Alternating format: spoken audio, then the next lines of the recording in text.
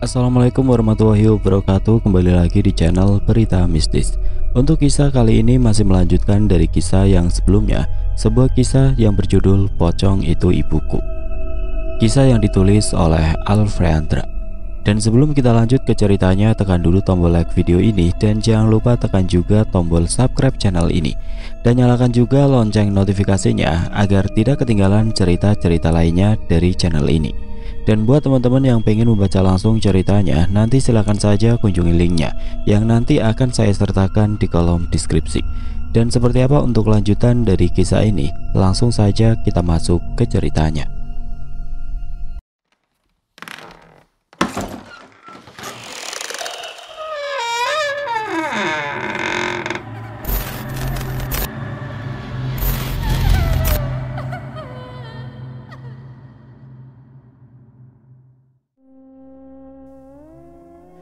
Ilham terus saja berdoa. Kemudian ia memejamkan matanya dan berdoa di dalam hati. Cukup lama Ilham menutup matanya hingga tidak terdengar lagi suara tawa dari pria tua itu. Saat ini Padarta yang asli sudah berada tepat di depan tubuh Ilham. Kemudian ia mengacungkan pedang panjangnya ke atas hendak membunuh kedua manusia yang ada di hadapannya. Dokter muda itu segera membuka matanya. Beruntungnya pedang itu melesat jauh dari tubuh Ilham. Kemudian Ilham berlari lagi, terus berlari dengan sisa tenaganya. Sedari tadi Tari sudah tidak sadarkan diri. Tidak tahu bahaya apa yang sedang mengincar dirinya, juga lelaki yang ia cintai saat ini. Dari kejauhan Ilham melihat ada cahaya yang menyorot ke arahnya. Kemudian sayup-sayup ia mendengar suara orang yang sedang berbicara. Alhamdulillah ya Allah, sepertinya di depan sana ada orang. Allah pasti sudah mengirimkan bantuan kepadaku lewat orang-orang itu. Suara orang berjalan terdengar semakin dekat. Hutan itu memang masih sering dikunjungi oleh beberapa orang yang ingin mengambil kayu bakar dan juga orang yang suka berburu binatang seperti burung. Pak, tolong, saya di sini. Teriak Ilham yang terus berjalan meskipun terseok-seok. Karena tenaganya yang mulai hampir habis. Berharap orang-orang itu mendengarnya dan segera menolongnya. Sial, sepertinya ada orang di depan sana.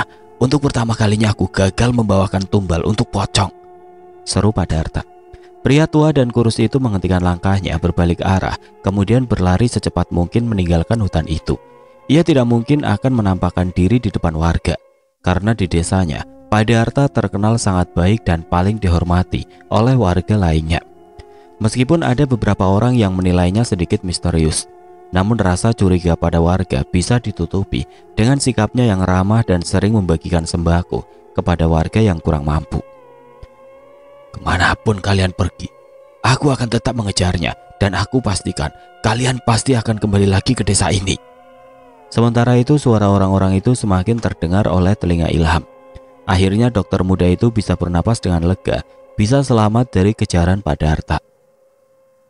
Sepertinya ada orang yang meminta tolong. Kamu dengar tidak? Tanya seorang pria yang memakai celana pendek selutut itu. Iya, aku juga mendengarnya, sahut temannya yang memakai topi berwarna hitam. Tapi apa mungkin itu hantu? Sembarangan. Mana ada hantu pagi-pagi buta seperti ini? Lagian aku dengarnya suara laki-laki yang berteriak meminta tolong. Biasanya kan, kalau hantu yang terdengar suara perempuan. Temannya yang memakai topi hitam itu memukul pundak pria yang memakai celana pendek itu. Di hutan ini, kalau ngomong jangan sembarangan. Ayo kita cari. Siapa tahu orang yang tadi meminta tolong itu benar-benar sedang membutuhkan kita. Kemudian kedua orang itu semakin masuk berjalan ke dalam hutan. Itu dia. Pak, kami di sini. Alhamdulillah ya Allah, seru Ilham. Ya Allah, ayo cepat bawa mereka ke pinggir jalan. Teman perempuannya biar saya saja yang menggendongnya. Kasihan, kamu pasti sangat kelelahan. Kemudian pria yang memakai topi itu membopong Tari, sementara Ilham dipapa oleh pria yang memakai celana selutut. Mereka berdua membawa Ilham dan Tari berjalan keluar dari hutan menuju mobil mereka yang berada di pinggir jalan. Kebetulan sekali kedua pria yang niatnya pergi ke dalam hutan untuk mencari kayu bakar itu membawa mobil bak. Sebaiknya kita bawa mereka ke puskesmas saja. Di sini tidak ada rumah sakit, Pak, tanya Ilham. Pria yang memakai topi hitam itu menggelengkan kepalanya.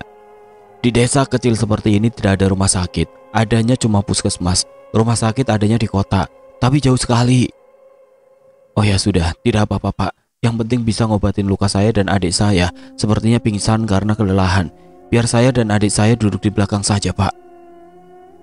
Benar, tidak apa-apa. Iya, Pak, tidak apa-apa, jawab Ilham sembari menganggukkan kepalanya. Puskesmasnya juga deket kok. Paling 10 menit juga sudah sampai. Akhirnya mereka pun naik ke dalam bak mobil dengan dibantu oleh kedua pria yang berbaik hati tadi. Akhirnya Ilham bisa bernapas dengan lega. Lelaki muda itu tidak habis pikir bisa bertemu lagi dengan Pak Darta setelah keluar dari rumah tua itu. Mengingat penyamaran Pak Darta menjadi sosok yang menyerupai Pak Soleh, kali ini dokter muda itu semakin waspada, takut jika kedua orang itu juga adalah jelmaan iblis. Namun saat Ilham mendengar salah satu dari pria itu menyebut nama Allah, kali ini ia yakin jika mereka benar-benar manusia, bukan jelmaan iblis. Berkali-kali Ilham bersyukur di dalam hatinya karena bisa selamat untuk yang kedua kalinya dari kejaran iblis itu. Hari semakin beranjak siang, matahari mulai meninggi, namun suasana di desa itu masih terasa sangat sejuk. Angin dingin menusuk kulit lelaki muda itu. Ilham terus memeluk tubuh Tari agar gadis yang ia cintai itu tidak merasa kedinginan. Dokter muda itu terus mengecek nadinya untuk memastikan jika Tari masih bernapas.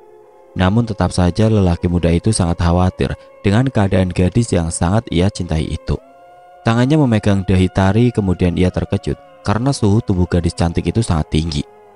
Astagfirullahaladzim, Tari, suhu tubuhmu tinggi sekali. Sepertinya kamu demam, Tari. Ilham terlihat sangat panik. Kemudian ia mencoba bertanya pada kedua pria yang duduk di depan mobil bak itu. Pak, puskesmasnya masih jauh tidak? Soalnya adik saya tiba-tiba demam tinggi, teriak Ilham dari samping jendela, berharap kedua pria itu mendengar teriakannya. Sebentar lagi, setelah perempatan di depan, lalu belok kanan. Di situ puskesmasnya. Ilham menghela nafasnya panjang. Syukurlah, semoga bisa cepat sampai. Tangannya kembali memegang dahi gadis yang sangat ia cintai itu. Kamu bertahan ya, Tari. Kamu pasti akan cepat sembuh. Kakak akan merawat kamu dan menjagamu sampai sembuh. Kamu harus kuat, Tari.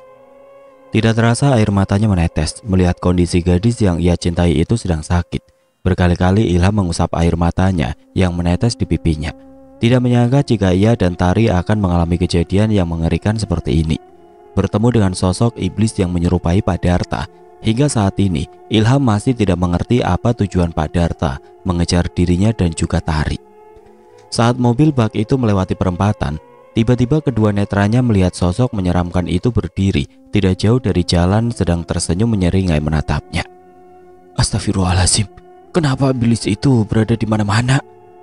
Untuk memastikannya lagi, sesekali Ilham melongok ke depan, melihat kedua pria yang duduk di depan mobil dari kaca belakang mobil, memastikan jika kedua pria itu adalah manusia sama seperti dirinya. Tidak ada yang mencurigakan dari kedua pria yang menolongnya tadi. Mereka tampak seperti orang-orang biasa. Mobil bak itu memasuki halaman puskesmas yang tidak terlalu besar. Puskesmas itu nampak sedikit kotor seperti tidak terawat dengan benar. Bangunannya pun terlihat sudah tua, ada beberapa dinding yang sudah retak. Jelas sekali jika puskesmas itu tidak ada yang merawatnya. Alhamdulillah, akhirnya bisa sampai di puskesmas juga, seru Ilham. Kemudian lelaki muda itu turun dari bak mobil dengan dibantu oleh kedua pria tadi. Tari dibopong oleh pria yang memakai topi hitam, sementara Ilham dipapa oleh pria yang memakai celana pendek selutut. Mereka disambut ramah oleh pegawai puskesmas. Kemudian Tari diletakkan di atas berangkar. Begitupun dengan Ilham. Dokter muda itu merebahkan tubuhnya di atas berangkar. Di dalam ruangan itu berjajar beberapa berangkar khusus untuk pasien. Betapa terkejutnya Ilham saat melihat siapa yang sedang berbaring persis di samping kanannya. Astagfirullahaladzim. Ya Allah, Pak Soleh. Bukankah itu Pak Soleh? Kemudian dokter muda itu bangun dan menghampiri pria parubaya yang sedang terbaring lemah di atas berangkar. Pak Soleh, apa yang terjadi dengan Bapak? Mengapa Bapak bisa berada di puskesmas ini? Pria yang memakai kaos putih itu membuka matanya dengan pelan, terkejut dengan apa yang ada di sampingnya saat ini. Loh, Nak Ilham? Ilham menganggukkan kepalanya. Iya Pak, ini saya.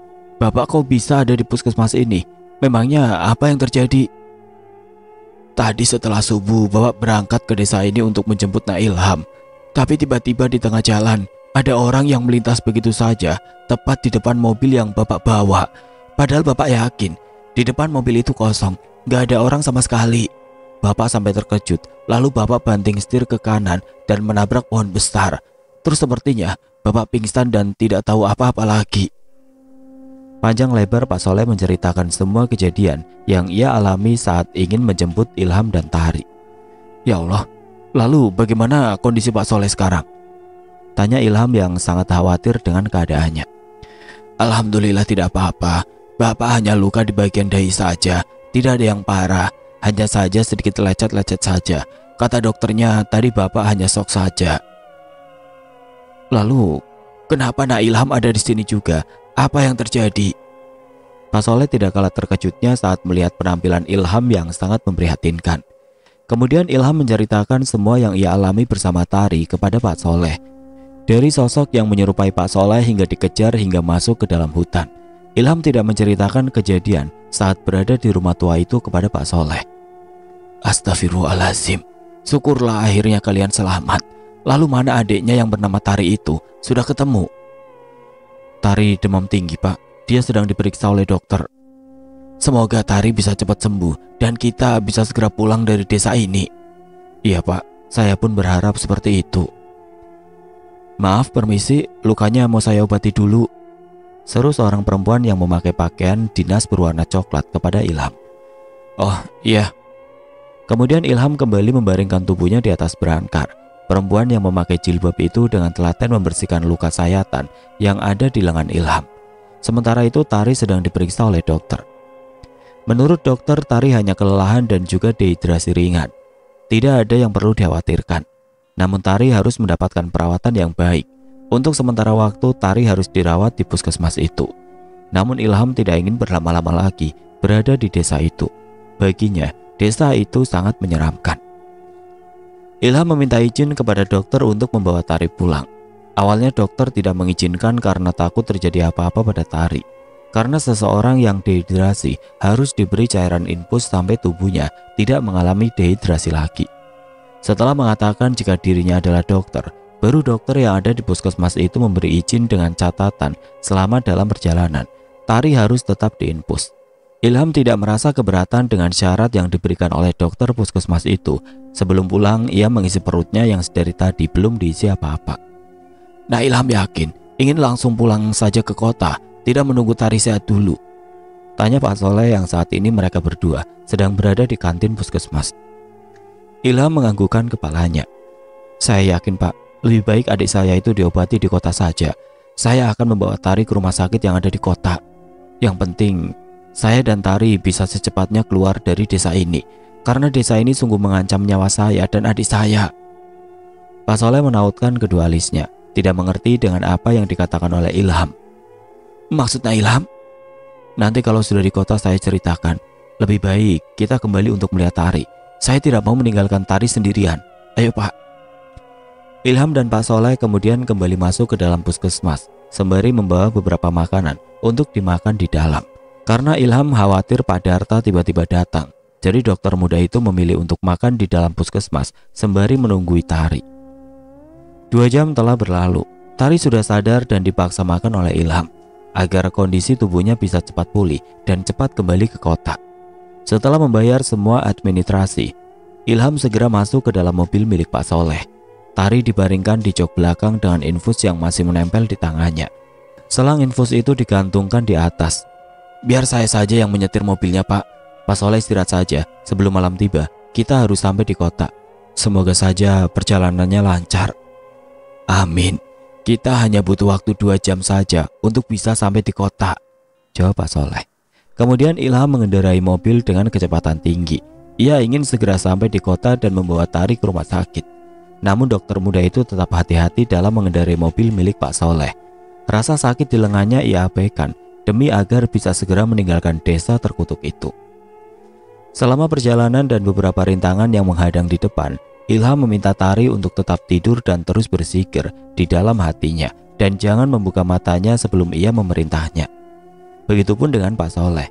Ilham meminta Pak Soleh untuk menutup matanya dan jangan biarkan hatinya kosong selama perjalanan berlangsung. Lebih baik Pak Soleh istirahat saja, biar saya yang membawa mobil ini. Baiklah, jika itu mau Nak Ilham, demi keselamatan kita, Bapak akan menuruti perintah dari Nak Ilham. Sesuai dengan perintah dari Ilham, Tari dan Pak Soleh tetap memejamkan matanya selama dalam perjalanan. Benar saja, firasat Ilham tidak pernah salah. Selama dalam perjalanan banyak sekali rintangan yang menghadang. Berbagai macam makhluk halus melintas tepat di depan mobilnya. Bahkan ada pocong yang menampakkan wajahnya tepat di depan kaca mobil. Wajah pocong itu sangat menyeramkan, dengan mata merah yang menonjol keluar dan mulutnya yang menganga lebar. Wajahnya rusak, sehingga membuat Ilham terlonjak kaget. Namun dokter muda itu masih bisa mengendalikan mobilnya dengan benar. Ia harus tetap fokus menatap ke depan. Tidak hanya sampai di situ, gangguan dari makhluk halus itu terus silih berganti berdatangan. Tiba-tiba kedua netranya melihat ada sosok anak kecil dan seorang perempuan yang berdiri di pinggir jalan sambil mengayunkan tangannya. Isyarat bahwa mereka meminta bantuan untuk menumpang. Dari kejauhan wajah kedua sosok itu terlihat seperti manusia pada umumnya. Anak kecil itu terlihat sedang menangis. Awalnya Ilham merasa kasihan kepada mereka berdua dan berniat untuk memberikan tumpangan. Namun dokter muda yang memiliki indera keenam itu segera beristighfar. Seketika wajah sosok itu berubah menjadi sangat menyeramkan. Perempuan itu memiliki rambut yang panjang dan berantakan. Matanya hampir semuanya memutih. Mulutnya terbuka lebar dengan memperlihatkan giginya yang busuk. Dari mulutnya itu keluar darah dan nanah yang bercampur menjadi satu. Sementara itu anak kecil itu wajahnya hancur hingga tidak beraturan lagi. Saat melewati kedua makhluk menyeramkan itu, bau bangkai busuk menyeruak masuk ke dalam rongga hidungnya sehingga Ilham harus menahan nafasnya. Sesekali Ilham menoleh ke belakang dan ke samping tepat duduknya, memastikan jika Tari dan Pak Soleh dalam keadaan baik-baik saja. Alhamdulillah, mereka terlihat tidur dengan pulas. Namun tiba-tiba mobilnya seperti menabrak sesuatu. Seketika Ilham menghentikan kendaraannya. Astagfirullahaladzim, sepertinya aku menabrak sesuatu. Tapi apa? Tidak ada apa-apa di depan. Ada apa nak Ilham? Suara Pak Soleh mengagetkan Ilham. Loh Pak Soleh, seharusnya Bapak tidur saja. Bapak terkejut karena sepertinya mobil ini menabrak sesuatu. Biar Bapak yang lihat keluar. Pak Soleh hendak keluar dari mobil untuk memeriksa apa yang ada di bawah mobilnya. Pria paruh baya itu sudah membuka pintu mobilnya. Tunggu Pak, Bapak mau kemana? Tutup kembali pintu mobilnya Pak. Pak Soleh mengerutkan keningnya. Loh, memangnya kenapa? Bapak cuma mau lihat ada apa di bawah mobil ini. Tanpa banyak bicara lagi, Ilham segera menarik pintu mobil itu dengan cukup keras, dengan mengucapkan kata basmalah. Tiba-tiba angin dingin berembus masuk ke dalam mobil itu, melewati pintu yang terbuka tadi. Berbarengan dengan itu, bau bangkai busuk tercium oleh Ilham dan juga Pak Soleh. Tiba-tiba, sosok pocong berdiri tepat di depan mobil, sehingga membuat Ilham dan Pak Soleh terkejut. Pak, kita sedang dikepung oleh makhluk halus. Jadi tolong untuk saat ini Bapak nurut dulu sama saya, demi kebaikan kita semua. Tutur Ilham menjelaskan. Maaf nak Ilham, Bapak tidak tahu. Lalu bagaimana ini? Apa yang kita tabrak tadi? Tidak ada Pak, itu hanya perasaan kita saja. Baiknya Bapak tidur lagi saja. Sebentar lagi kita pasti akan sampai. Baiklah kalau begitu. Kemudian Pak Soleh kembali memejamkan matanya. Meskipun sebenarnya di dalam hatinya ia sangat penasaran dan mengkhawatirkan keselamatan mereka semua. Namun sebisa mungkin Pak Soleh tetap menuruti apa yang dikatakan oleh Ilham. Semua itu demi kebaikan bersama. Pria paruh baya itu terus berdoa di dalam hatinya agar semuanya bisa selamat dan segera sampai di kota. Selama perjalanan 2 jam lamanya, Ilham terus-menerus diganggu oleh makhluk halus yang dikirim oleh Pak Darta. Namun Ilham bisa mengatasi semuanya, dan akhirnya mobil yang dikendarainya telah berhasil keluar dari desa terkutuk itu. Alhamdulillah, akhirnya sampai juga di kota. Kemudian dokter muda itu segera membangunkan Tari dan Pak Soleh. Pak, alhamdulillah kita sudah sampai, seru Ilham. Tangannya menggoyangkan tubuh Pak Soleh dengan pelan. Pak Soleh mengerjapkan matanya berkali-kali menatap keluar. Alhamdulillah, kita sudah sampai ya. Ilham menganggukkan kepalanya kemudian tersenyum. Iya Pak, alhamdulillah, akhirnya kita selamat dan sampai di kota. Ilham segera melajukan mobilnya menuju rumah sakit tempat di mana ia bekerja. Saat mobilnya berhenti di lampu merah, tiba-tiba matanya melihat sosok wanita yang amat ia kenal berada di dalam mobil dengan tangan terikat dan mulut yang disumpal oleh kain. Ya Allah, bukankah itu Tante Nina? Pekik Ilham yang sangat terkejut melihat siapa yang ada di dalam mobil itu dengan keadaan terikat tangan dan matanya yang ditutup oleh kain yang diikatkan ke belakang kepalanya. Kemudian dokter muda melihat siapa yang ada di depan mobil itu. Betapa terkejutnya ia saat melihat Barok dan Marni yang sedang duduk di depan mobil itu. "Pak, tolong saya. Pak Soleh, bawa mobil ini ke rumah sakit Pelita Jaya. Bilang saja kalau ini pasien dari Dokter Ilham. Saya harus menyelamatkan tante saya dulu," seru Ilham kepada Pak Soleh. Meskipun terlihat bingung, namun Pak Soleh menuruti perintah dari Ilham. Kemudian Ilham turun dari mobil dan disusul oleh Pak Soleh. Pria yang selalu memakai peci kemana-mana itu lalu duduk di balik kemudi. "Hati-hati Pak, saya titip adik saya." Terlihat Pak Soleh menganggukkan kepalanya. "Iya, nah Ilham juga harus hati-hati." "Iya, doakan saya Pak, agar bisa menyelamatkan tante saya." Saya pasti akan doakan yang terbaik untuk Nak Ilham," jawab Pak Soleh. Tari yang sedari tidur tiba-tiba terbangun karena mendengar pembicaraan antara Ilham dan Pak Soleh. "Kak Ilham mau kemana?" "Tari, kamu sudah bangun?" tanya Ilham, kemudian Tari menganggukkan kepalanya. "Kak Ilham ada urusan sebentar. Nanti kalau sudah selesai, kakak pasti akan menyusul Tari ke rumah sakit. Pak Soleh akan menjaga Tari dan mengantarkan ke rumah sakit." "Iya kak, kakak hati-hati." Ilham menganggukkan kepalanya lalu tersenyum manis kepada Tari. Dokter muda itu harus berpikir cepat bagaimana caranya ia bisa menyusul tantenya yang sedang berada dalam mobil Barok. "Jangan sampai lampu merah segera berubah sebelum aku menemukan kendaraan untuk mengikuti mobil Barok." Tiba-tiba ia melihat satu pengendara motor yang memakai jaket dan helm berwarna hijau dengan logo ojek online. Kebetulan sekali motor itu tidak ada penumpangnya. Ilham memberanikan diri untuk menghampiri motor Matic yang memiliki bodi besar itu. "Mas, ojek online, lagi nggak ada orderan ya?" "Oh, kebetulan tidak ada. Sebenarnya saya ini mau pulang dulu karena sejak tadi tidak ada orderan." "Wah, kalau begitu saya mau order tapi tanpa aplikasi. Soalnya saya sedang buru-buru." "Oh iya, nggak apa-apa. Ayo naik, ini helmnya." Pengendara ojek online itu menyerahkan helm pada Ilham.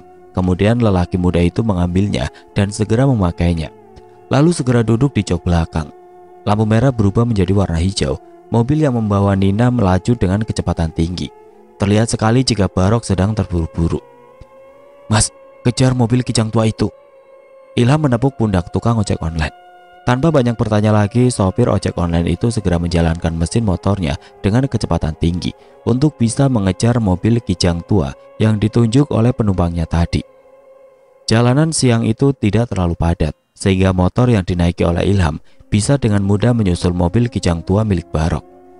"Aku pasti akan menyelamatkan tante," ucap Ilham di dalam hatinya. "Kita ikuti terus mobil itu mas, tapi tetap jaga jarak agar tidak diketahui oleh pengemudi mobil itu kalau kita sedang mengikutinya," seru Ilham. Sopir ojek online itu kemudian menganggukkan kepalanya sebagai jawaban. Mobil kijang tua itu memasuki jalanan setapak yang di pinggir kanan dan kirinya adalah kebun. Semakin masuk ke dalam, semakin sedikit rumah-rumah penduduk. Bahkan mobil tua itu kini berada jauh dari rumah-rumah penduduk. Mau kemana sebenarnya mereka membawa tanteku? Di dalam hatinya Ilham terus bertanya-tanya. "Kita mau ikutin terus mobil itu mas?" tanya sopir ojek online itu. Ilham menganggukkan kepalanya. "Iya mas, nah itu mobilnya berhenti. Kita berhenti di sini saja mas." Sopir ojek online itu menghentikan motornya sedikit jauh dari mobil kijang tua milik Barok. "Ayo, kamu bantu aku membawa wanita ini," seru Barok pada Marni. Kemudian mereka berdua membawa Nina ke dalam gudang kosong yang berada dekat dengan mobilnya. Bangunan gudang itu ternyata sudah sangat tua. Terlihat dari temboknya yang sudah mengelupas dan bagian bawahnya yang sedikit berlumut. Gudang itu terletak cukup jauh dari rumah penduduk dan di samping kanan dan kirinya terdapat kebun. "Terima kasih mas, sudah mau mengantar saya sampai sini. Ini bayarannya." Ilham menyerahkan 2 lembar uang berwarna merah kepada sopir ojek online itu. "Terima kasih, kalau begitu saya pulang dulu," saut pria yang memakai jaket hijau itu. Ilham meminta kepada sopir ojek online itu untuk melapor ke polisi terdekat yang ada di daerah itu. Sebelumnya sopir ojek online itu mengambil gambar gudang untuk diberikan kepada pihak polisi. Sementara itu Ilham terus memantau dari kejauhan. Tidak lama kemudian, Barok keluar seorang diri dari dalam gudang dan berjalan menuju mobilnya. Lalu mobil kijang tua itu pergi meninggalkan gudang tersebut. Ilham segera bersembunyi agar tidak terlihat oleh Barok. Setelah memastikan jika Barok pergi jauh dari tempat itu, Ilham segera berjalan mengendap menuju gudang tempat di mana tantenya disekap. Semoga saja yang berada di dalam gudang itu hanya tante dan wanita jahat itu saja. sehingga aku bisa melawan wanita itu seorang diri. Dokter muda itu semakin dekat dengan gudang tua tersebut. Pintu gudang itu terlihat sedikit terbuka, namun Ilham memilih untuk memantaunya dari jendela kamar yang ada di samping gudang tua itu. Ilham mengintip dari luar jendela. Betapa terkejutnya dia saat tante kesayangannya itu pipinya ditampar oleh Marni. "Dak, berani-beraninya kamu mengadu pada Mas Budi tentang apa yang aku lakukan terhadap Tari. Kamu tahu, kamu sedang berhadapan dengan siapa, ah?" Teriak Marni tepat di wajah Nina yang terlihat lebam di bagian pipi kirinya akibat tamparan dari tangan Marni yang cukup keras. Saat ini penutup mata Nina sudah dilepas. Begitu juga dengan kain yang menyumpal mulutnya. Hanya tangan dan kakinya saja yang masih terikat oleh tali. "Aku tidak akan tinggal diam saat kejahatan ada di depan mataku. Mas Budi pasti akan melaporkan kamu ke polisi atas tindakan pembunuhan berencana terhadap Ningsi dan percobaan pembunuhan terhadap Tari." Tidak ada rasa takut sedikit pun terlihat di wajah Nina. Wanita yang selalu memakai jilbab itu ingin sekali menjebloskan Marni dan kekasihnya itu masuk ke dalam penjara dan mempertanggungjawabkan semua perbuatannya. Marni tertawa terbahak-bahak mendengar perkataan yang keluar dari mulut Nina. "Itu semua tidak akan terjadi, Nina. Tidak ada buktinya kalau akulah yang telah membunuh Ningsi. Jika ponakanmu itu tidak datang tepat pada waktunya, mungkin saat ini anak haram itu sudah mati di tanganku dan menyusul wanita jalang itu. Semua itu gara-gara ponakanmu yang sok menjadi pahlawan kesiangan." Tanpa ada yang mengetahui, Ilham telah merekam semua perkataan Marni dan tantenya di dalam gudang itu. "Rekaman ini akan menjadi bukti atas kejahatanmu, Marni. Sebentar lagi, kamu dan kekasihmu itu akan mendekam di penjara selama-lamanya. Sekarang, katakan di mana kamu dan ponakanmu yang sok jadi pahlawan itu menyembunyikan Tari, ya?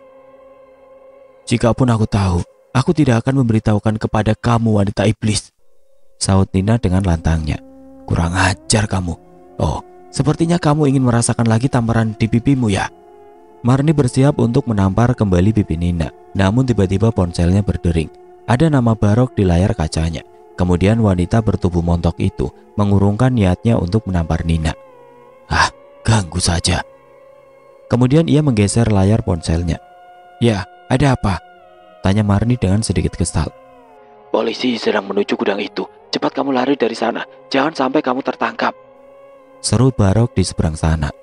Sontak Marni sangat terkejut dengan apa yang dikatakan oleh Barok barusan. "Apa kamu bilang? Polisi? Kamu jangan bercanda, Barok. Lalu kamu tadi sengaja pergi meninggalkan aku sendiri di sini bersama wanita itu, dan kamu pergi menyelamatkan diri kamu sendiri, gitu ah?" Terlihat dari wajahnya jika Marni sangat murka terhadap Barok. Yang ada di pikirannya saat ini adalah Barok tadi sengaja pergi meninggalkannya bersama tawanannya, sementara pria bertato itu kabur seorang diri. "Tidak seperti itu, Marni. Kamu tahu sendiri, tadi aku keluar untuk mencari makanan. Mengapa kamu jadi selalu berburuk sangka seperti itu kepadaku? Aku tidak mungkin meninggalkan kamu sendirian dan sengaja kabur. Sekarang aku akan menuju pulang. Tapi tadi aku lihat ada beberapa mobil polisi mengarah ke gudang itu. Tidak usah banyak bicara lagi. Lebih baik kamu sekarang pergi sejauh mungkin sebelum kamu ketangkap oleh polisi." Barok menjelaskan panjang lebar kepada Marni agar kekasihnya itu tidak lagi salah sangka terhadapnya. "Lalu bagaimana dengan wanita ini?" "Tinggalkan saja dia. Kamu tidak mungkin membawa wanita itu untuk kabur. Yang terpenting sekarang kamu selamatkan diri kamu sendiri. Jangan sampai kamu tertangkap oleh polisi." Sekali lagi Barok memberi perintah kepada Marni. "Tapi kemana aku harus?" Tiba-tiba terdengar suara sirene mobil polisi. Seketika wanita yang selalu memakai pakaian ketat itu terlihat sangat panik. Kemudian ia mematikan sambungan ponselnya dan segera berlari tunggang langgang meninggalkan gudang itu. Tubuhnya yang sedikit berbobot itu sampai menabrak apa saja yang ada di depannya. "Alhamdulillah, akhirnya polisi itu datang juga," seru Ilham. "Ah, sial. Siapa yang berani melapor pada polisi?" umpat Marni sambil terus berlari melewati pintu belakang gudang tersebut. Marni terus saja berlari menyusuri kebun yang banyak ditumbuhi oleh tanaman jagung. Berlari sekuat tenaga dan sejauh mungkin dari gudang tua itu agar tidak tertangkap oleh polisi. Sementara itu polisi yang berjumlah tidak banyak itu langsung mengepung gudang tersebut. Ilham segera masuk ke dalam untuk menyelamatkan tantenya. "Tante!" teriak Ilham yang kini sudah berada di dalam gudang. "Ilham, kamu ada di sini," saut Nina yang merasa terkejut karena ternyata ponakannya datang untuk menyelamatkannya. Lelaki muda itu segera melepaskan tali yang mengikat tangan dan kaki Nina. Namun tiba-tiba ada beberapa polisi yang masuk ke dalam ruangan itu dengan mengarahkan pistol pada Ilham. "Jangan bergerak!" teriak salah satu dari anggota polisi itu. Seketika Ilham dan Nina terkejut menatap heran ke arah polisi yang mengacungkan pistol. "Angkat tangan!" "Tapi Pak, dia itu ponakan saya," jawab Nina dengan wajah yang terlihat panik. Wanita yang memakai jilbab hitam itu langsung berdiri memegang lengan Ilham, berharap Pak polisi itu percaya kepadanya. "Iya Pak, apa yang dikatakan oleh tante saya itu benar. Saya ini adalah ponakannya, dan saya kesini untuk menolong tante saya dari para penculik itu. Saya juga yang menyuruh sopir ojek online tadi untuk segera melapor polisi," tutur Ilham menjelaskan. "Kalau begitu, saya minta maaf karena telah keliru. Lapor komandan, pelaku penculikan sepertinya sudah lari meninggalkan gudang ini," seru pria yang memakai seragam coklat itu. Terlihat dari nafasnya seperti polisi itu kelelahan karena mengejar si pelaku penculikan. "Kerahkan semua yang datang untuk terus mengejar penculik itu," titah dari polisi yang bertubuh subur itu. "Siap, laksanakan." Para polisi yang tadi mengepung gudang tua itu terus mengejar Marni. Sementara itu Pak polisi yang bertubuh tambun itu meminta maaf kepada Ilham. "Maaf, saya tadi salah telah menuduh Anda sebagai penculiknya." "Iya Pak, tidak apa-apa, saya bisa memakluminya," jawab Ilham dengan tersenyum ramah. "Tadi memang ada sopir ojek online yang datang ke kantor polisi dan melaporkan jika di daerah sini ada penculikan. Dia juga memberikan kami foto-fotonya. Namun sepertinya kedatangan kami ke sini telah bocor dan diketahui oleh si penculik. Sebelum kami datang, si pelaku ternyata sudah kabur terlebih dahulu," tutur Pak polisi menjelaskan. "Loh, siapa yang sudah memberitahu si Marni kalau polisi akan datang ke sini?" tanya Nina merasa heran. Ilham tampak sedang berpikir. "Oh, sepertinya teman laki-laki yang memberitahu wanita jahat itu. Tadi saya sempat lihat jika si penculik itu pergi meninggalkan gudang ini dengan membawa mobilnya. Mungkin saja saat ia akan kembali ke gudang ini, ia melihat sudah ada polisi yang akan menggerebek gudang ini. Lalu ia mengabari temannya untuk segera kabur dari gudang ini. Oh ya, tadi sebelum si Marni kabur dia sempat menerima telepon. Mungkin saja itu Barok yang mengabarkan bahwa ada polisi yang sedang menuju ke sini. Tante yakin jika yang menelpon itu pasti Barok," Nina menimpali. "Tapi kalian tenang saja, saya dan tim saya akan berusaha semaksimal mungkin untuk menangkap para pelaku penculikan itu." "Terima kasih Pak."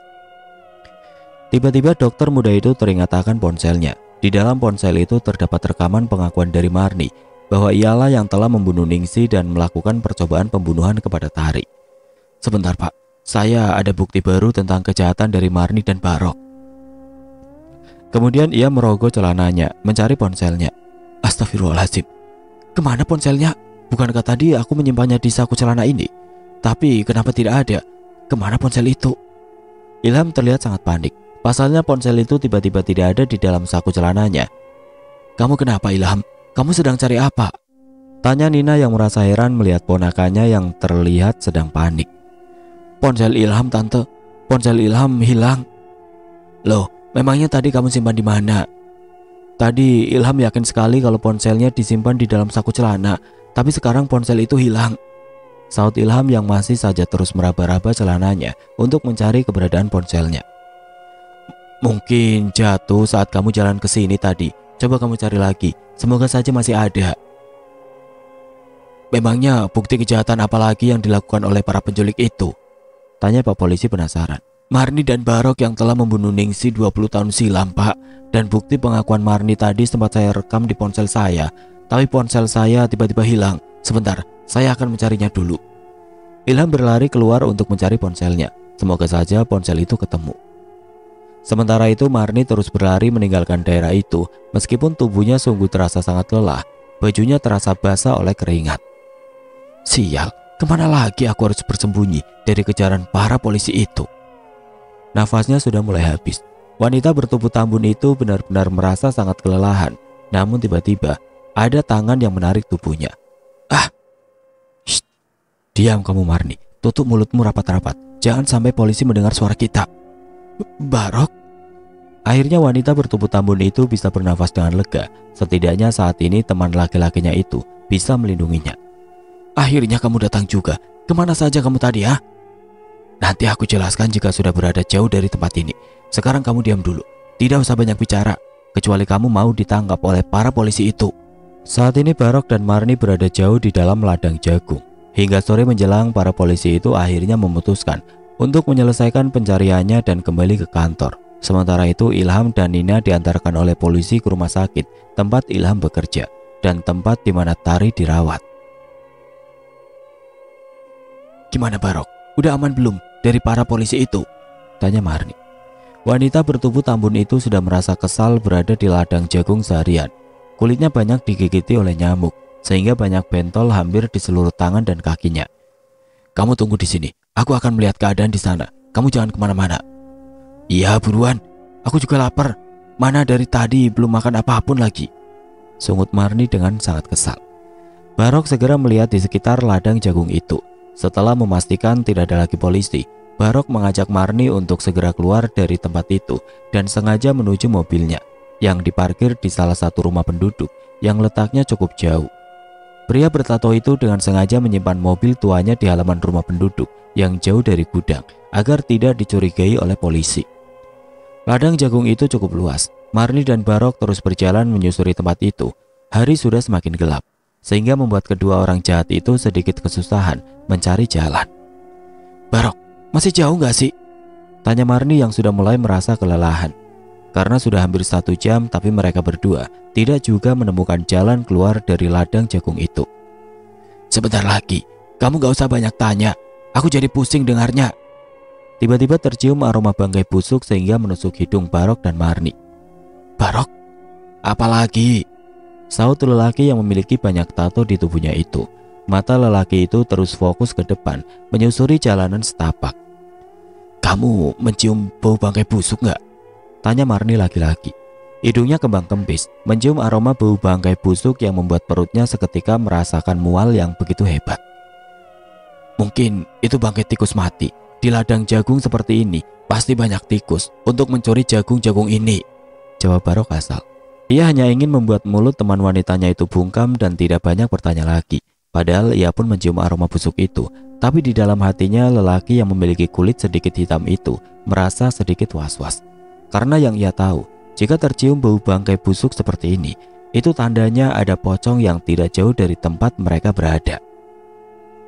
"Tapi ini bau banget Barok, aku yakin tikusnya gak hanya satu, pasti banyak." Mungkin petaninya memasang perangkap tikus, jadi tikus-tikus itu pada mati. Udahlah, gak usah banyak ngomong lagi. Bikin konsentrasiku biar saja. Lebih baik kamu diam, tidak usah banyak bicara lagi. Ikuti saja terus langkahku agar bisa cepat keluar dari ladang jagung ini. Barok berbicara panjang lebar. Ia terus melangkahkan kakinya menyusuri jalanan setapak. Matanya tetap awas ke depan, jangan sampai ia jatuh terperosok. Hening, tidak ada lagi jawaban dari teman kecanya itu. Pria bertato itu berpikir jika Marni kini menuruti perintahnya untuk diam dan tidak banyak bicara lagi. Baguslah, sepertinya si Marni menuruti perintahku untuk tetap diam, tidak banyak bicara. Kalau begini, kan aku jadi fokus untuk mencari jalan keluar. Semoga saja bau bangkai busuk itu memang berasal dari tikus-tikus yang mati di ladang jagung ini, bukan berasal dari pocong sialan itu. Barok berbicara di dalam hatinya sendiri. Namun setelah cukup lama Barok berjalan, ia merasa ada yang aneh. Mengapa sedari tadi Marni terus diam tidak bersuara? Bahkan sedari tadi ia baru sadar jika ia tidak mendengar langkah kaki yang mengikutinya. Lelaki yang memiliki wajah sangar itu memberanikan diri untuk menoleh ke belakang untuk memastikan jika teman wanitanya itu masih berada di belakang tubuhnya dan mengikutinya. Jantungnya berdetak sangat kencang, perasaannya mulai tidak enak. Bau busuk yang tadi sempat menghilang kini tercium kembali. Namun kali ini bau busuk itu tercium sangat kuat oleh hidungnya yang besar. "Loh, Marni, kamu di mana?" Pekik Barok saat mengetahui jika dari tadi teman wanitanya itu tidak ada di belakangnya dan tidak mengikutinya sejak tadi. Barok terlihat sangat panik. Lelaki itu mengedarkan pandangannya mencari keberadaan Marni, namun pandangan matanya terbatas karena gelapnya malam itu. Hanya ada bulan yang menyinari ladang jagung itu. Kemudian ia mengeluarkan ponselnya, menyalakan lampu senternya, berharap dengan lampu senter yang berasal dari ponselnya itu bisa menemukan keberadaan Marni. "Astaga, kamu di mana Marni? Apakah kamu marah-marah gara-gara aku tadi membentakmu? Jika memang benar, kamu sudah seperti anak kecil saja, pakai merajuk segala." Gerutu Barok sembari terus menyoroti semua tempat untuk mencari keberadaan Marni. Namun sampai detik ini Barok tidak juga menemukan Marni. Akhirnya ia memutuskan untuk berteriak memanggil nama teman kencannya itu. "Marni, kamu di mana? Apa mungkin dia pingsan karena belum makan sejak siang?" Bikin repot saja wanita itu. Barok terus saja menggerutu. Ia mulai kelelahan. Berkali-kali lelaki itu mengusap wajahnya dengan kasar. Hampir saja ia putus asa untuk mencari Marni. Jika saja rasa cinta itu tidak besar, mungkin saja lelaki yang sudah berumur 40 tahunan lebih itu pasti memilih pergi untuk meninggalkan ladang jagung itu seorang diri. Namun tiba-tiba senter ponselnya menyorot seorang wanita yang sedang terduduk di sebuah batu dengan posisi membelakanginya. Terdengar jika wanita itu sedang menangis terseduh. Tangisannya begitu menyayat hati. Siapa saja yang mendengarnya pasti akan merasa kasihan. Itu dia si Marni. Pakai acara nangis begitu, udah kayak anak kecil saja. Pria yang memakai kaos berwarna hitam itu pun segera mendekati wanita yang sedang duduk sambil menangis itu. Barok menyangka wanita itu adalah benar Marni, karena baju dan rambutnya yang panjang bergelombang mirip sekali dengan Marni. Rambutnya terurai panjang menutupi wajahnya, sehingga Barok tidak bisa melihat dengan jelas wajah wanita itu. Marni, kamu kemana aja? Dari tadi aku cari-cari kamu. Kamu malah duduk di sini sendirian. Gak takut apa sama Mbak Kun-kun? Kamu tahu, ladang jagung seperti ini banyak penghuninya loh. Cerocos Barok. Kemudian pria berambut sedikit gondrong itu duduk persis di samping wanita berambut panjang. Oke teman-teman, sampai di sini dulu ceritanya. Nantikan kelanjutan kisah ini di video berikutnya. Agar tidak ketinggalan, klik tombol subscribe channel ini dan nyalakan lonceng notifikasinya. Wassalamualaikum warahmatullahi wabarakatuh.